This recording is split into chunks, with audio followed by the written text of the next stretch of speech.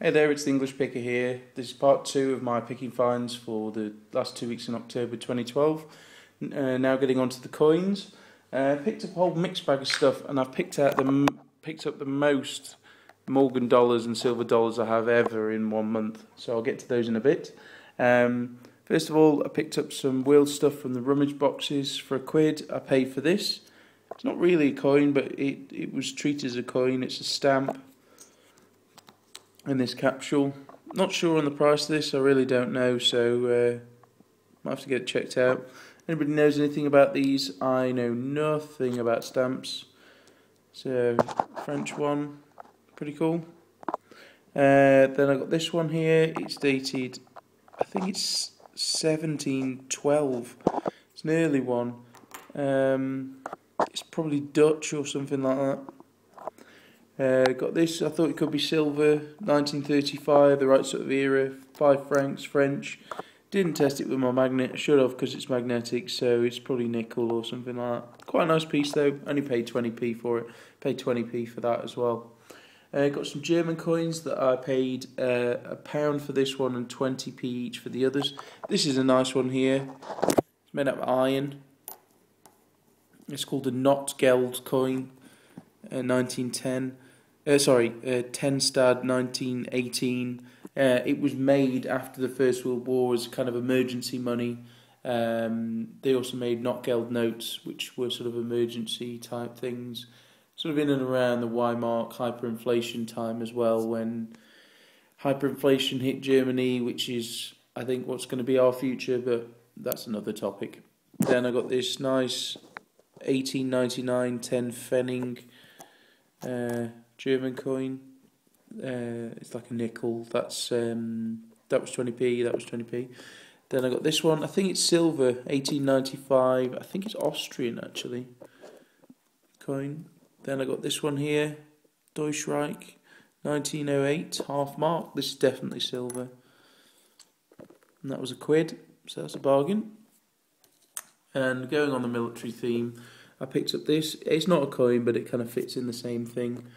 It is a First World War medal, 1914 to 1918. It's pretty worn. I'll show you the other side. Got Georgie Boy on there. Again, pretty worn. And the name on the edge is there. It is Private P. Smith, fairly common name. R.W. Kent. Bit sad really, I think, buying medals, because you think what drove the family to selling them, but I paid £20 for it, so not sure if I've done well there or not. I'm not a huge wise up on the medals, but I did see other ones in better nick for like 50, 60 quid, and it is solid silver, so I pretty much probably paid scrap for it, so not too bad. Okay, most of these were out of a rummage box. I paid between 20p and £1 each for these, and a lot of them are silver. Egyptian coin, always look out for these hexagonal ones, they're silver. I think there's 75-80% silver.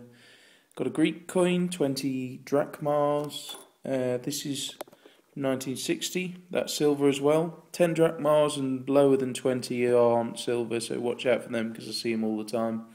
But 21s are. We've got an Italian silver coin, which are fairly rare to see silver coins that are Italian. But this is quite a large size Italian coin. It's about the size of a $50. Then we've got this, which is a Dominican Republic 1944 silver coin, which is quite nice. Then we've got this one, little Swedish 10 euro. And we've got another one up there. I paid £1 for that one, and I paid 20p for that one. Then we've got one here. This is it's somewhere like Saudi Arabia. I did look it up. Or Morocco or something like that, and it is silver, I'm pretty sure. Got a 1963 half franc. The guy thought it was a 1968, which would have been it was copper nickel, but the 3 looks like an 8, and it means it's silver. I paid £1 for that one, and I paid £1 for this one. 1955 Australian sixpence. For 20p, I got a 1961 Australian threepence from an antiques fair out of a rummage box. It's quite nice. I have another rummage box for 20p from a guy who sold coins. I got a 1940 really battered Canadian quarter. That's nice. And then I got some nice Canadian coppers, 1921, 1920, 1916, and I got a fairly battered 1888 Victorian one. I know the Victorian copper Canadian coins can do quite well, but this is pretty battered. So next I got a nice little error coin out of a rummage box. This is it's this coin here, but this is what the coin should look like. And then if you can see here, it's got this kind of wobbly edge, and it's George V. So it should look like this, but this is what it looks like. If you can make it out, it's perfectly round. So there's been some kind of error or something. If you compare the two, you can see that they're identical. It's just this has got like, it's just perfectly round. It's either struck on the wrong planchet, or I don't know. There's no like, I mean, it has been cut out. There's no like file marks around the edge. So yeah, interesting. I think it's just struck on the wrong planchet, because you can see in this bottom corner here where it's similar to that. So yeah, quite a nice coin, 20p, worth the risk. That's a keeper, that one is. That'll go in my error coin collection. Picked this up from an antiques fair. It was in some guy's box thing. I paid £2 for it. I think it's a John, little half a... So I think it's a John, but I'm not too sure really. So if anybody knows, drop me a comment. Also, I picked up a whole mixed bag of Canadian coins here, and whatnot. No silver, but I paid £1.50 for all of those, so I'll just chuck them on eBay and someone will buy them. 1 or 2 English coins. I picked up 3 crowns. First one here is a 50% silver 1937 crown in really nice shape. A bit of mark just by the 3 of 37. I popped it in this case, but it is just perfect. There's no bag marks. Really nice condition. But even still in this condition, they really don't go for that much money. Paid £8 for it, so not too bad. Probably right at its melt. So just a nice one. I've already got this one, so yeah, not sure what to do with it really. Picked this up. This was quite nice. An 1888. This was off a guy I scrapped stuff with. He's a market trader. You got to catch him in the good mood to get some good deals. So that's cool. I got this for £25, and it's in really quite nice shape actually for crowns. I've popped it in this little holder here. It's a date I haven't got, so you can always tell if you can see some of the jewellery she's wearing, it's in good condition. Also from the same guy for £20, I got this, an 1891. Again, a date I need. It's pretty worn, but still for £20, you can't complain for that. So yeah, nice condition there. So happy days on that one. I know it's not coins, but I forgot to mention it in the previous section. Also from the guy who I just got those crowns from, I picked up 2 pens. One's a Parker. Not sure of its age. I think it's fairly new. It's probably 80s. And then this one, which is a Waterman's. But the reason why I got this one is because on the nib, probably not going to be able to make it out, but it says 18 carat. So that's pretty cool. I'm quite pleased with that. I paid £5 a piece for these, so I really bought both so we wouldn't look at the fact it said 18 carat gold nib, because bundling things together. This maybe a tenner, not sure. This one really don't know. Not sure if these bits are gold as well, so got to chuck it on there and see what it goes for. I've done well with fountain pens before, so that's pretty cool. Okay, so last but no means least is the American stuff. I've bought an absolute bunch of American stuff, so let's get into it. First thing I bought was actually off eBay. It was a buy it now. It just came on and I thought, oh, I'll have that. It's a 1969 mint set. And I only thought it was this piece, but it came with both of these. It comes with a 1969 40% silver coin. This whole thing cost me £7, including postage, so not too bad. It's got the D mint mark penny, and then all these are Denver. It's got a little Denver mint thing there, and then we've got a Philadelphia strike penny. We've got a San Francisco strike penny, and then these and then these are Philadelphia as well. So you've got all Denver on all the ones from that year, and then it also came with its thing here of where it was posted. Well, they've removed the label, 1969. I've never seen it in these envelopes, so yeah, that's pretty good for that price. I do like these mint sets. I think I'm going to keep it together. I'm not going to break it up, so that's that. Got 1 or 2 pennies, wheat pennies. I'll just quickly whiz through them. 1958D, 2 of those. 1957D. We've got a really corroded steel wheat penny, 43S. We've got 42. We've got 41. What date is that? I can't make that out. That is a 20. No, it's a 15. That's a good date, 15. And then we've got a 12 as well. They were all 20p each, so really happy with those. Got a loose one here, paid 50p for this in 1905. In pretty nice condition actually. This was out of a rummage bin. So that's cool. And then for a quid, I got a 1900, fairly worn, and a fairly worn 1888. So for a quid, not too bad. Both dates that I needed. On to the nickels. Picked up some Hold Shield nickels. This is 1868, but some plonker has drilled a hole in the top. Otherwise, it would have been a really nice coin. But some Pratt has drilled a hole. There's this one here. It's so worn I can't even make a date out. Paid 20p each for all these. And then another one there. This is a another 68, I think. 1868 with a hole drilled in it. Got this. This is pretty cool. I paid £1 for this from an antiques fair. 1942 wartime nickel. San Francisco mint mark. You can tell there with the enormous mint mark above the Monticello building. And then we've got a 1957 Philadelphia. It's quite nice. That one was 20p. Picked this up for a quid. 1935, fairly worn buffalo nickel. Pretty worn, but nothing special there. Then we've got a 1913 buffalo nickel. That's a good date. This is cool. I thought it was 1888 and I was getting a bit excited, but it's not. I paid a quid for it because I thought it was 1888, which is a good date. But it's still a really nice coin, and it's the without cents one. So it's the first year of the V nickel, and they changed it to saying cents underneath because people were gold plating them and passing them off as $5 gold coins. Got this, paid a quid for this. It's an 1897 Barbara quarter. It's been polished, but still not too bad of a coin.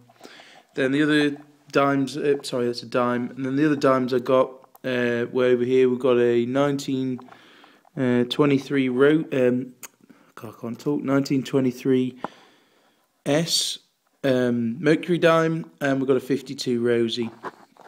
Also picked up this. Those were a quid and £1.50. Picked up this. This is an 1873 half dime. It's the only half dime I've got those in hold, and it's a O mint mark. So I think that's a pretty cool coin. I splashed out on that. I paid £2.50 for that, so probably a bit much, but pretty cool. Okay, next, some interesting ones. I picked up some Susan B. Anthony dollars.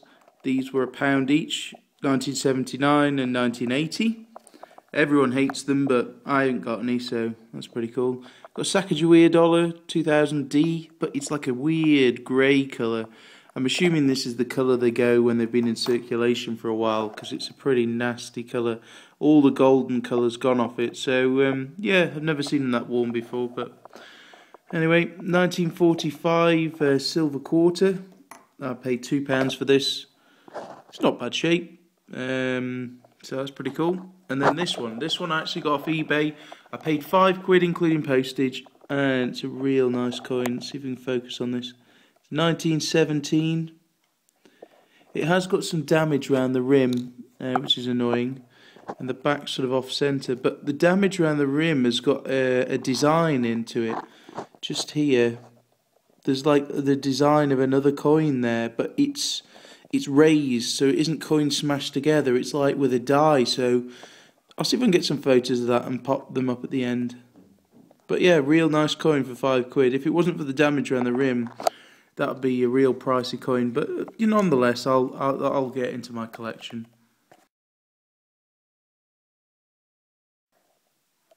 Some of the guys at antique fairs are idiots, basically. They price stuff silly, moon money, and other things they price dead cheap. Picked up a whole swathe of Kennedy $half. We've got a 1968D, a 1966 40%. By the way, if anybody's got a 68S, send me a PM because I'm after one of those. These I paid £3 each, so not too bad, pretty good. So they were priced up. And then these here, the guy was an idiot and he thought they were just copper nickel. So I think he thought he'd overpriced them at a £5 each, and I swept in there and took them all. So we've got 1, 2, 3, 4, 5, 6, 7 90% silver Kennedy $half for £35. So that's pretty cool. And then 2 of them at the end. I've popped this one in the capsule because it's nice. But these end 2 are the D mint marked ones, which I haven't had any of those, so these will be kept for stacking purposes, but some of them are just really nice. I don't know if you can see this one here, it's just lovely. So is this one. So for a £5 a piece, you really can't say no. So I bought everything that he'd got. I checked the weights and everything, they're all fine. So yeah, it just shows you sometimes you can catch someone out and they think they're getting a good deal and you think you're getting, well, you know you're getting a good deal and everyone's happy really. Now all these next ones, some of these came from a bulk buy from eBay. I paid £150 for 7 silver dollars, which is pretty good really. And then the rest came from different antique fairs and whatnot. Got this one here, this is a 1922, really common coin, Philadelphia. But it's just in really nice shape. There's a funny black mark there, but just really nice shape. I paid £21 for it, so pretty good at the antiques fair. I knocked him down from 25, but really not a very good strike, really weak. Got this 1925, I paid £20 for this as well. It's a date and mint mark that I haven't got because it's an S, so that's pretty cool. Got this was part of the bundle deal off eBay. Got 1921, really common coin again, but in really nice condition. Not sure what to do with these 21s really, but this one came from my scrap guy who's at the market. It's a really worn 1897 coin, O mint mark 18970. I paid £14 for this, so pretty much paid him scrap for it. It's a date I haven't got, and I'll keep it until I get a better one. Got a 1900 Morgan, pretty worn, 1900 O, so that's cool. Sorry if I'm skipping through these, but I'm running out of battery. We've got an 1889 in not bad shape, Philadelphia, looks like it's been polished. We've got an 1885, which I was really happy with on the photo. There we go, but it has got a, you can see it, it's got a huge gouge out the rim somewhere, which is really frustrating. So it's probably a keeper on my part, so oh well. Then we've got this, which is an 1884. It's got some PVC damage, so if anybody knows how to remove that, please let me know. It's an 1884 O. And then we've got a 1880 O. And then lastly, we've got an 1879 in really nice condition, and that's a Philadelphia. So thanks for watching, everyone. Please rate, comment, and subscribe. And there'll be more videos coming soon from my coin roll bag hunting adventures. Take it easy, everyone.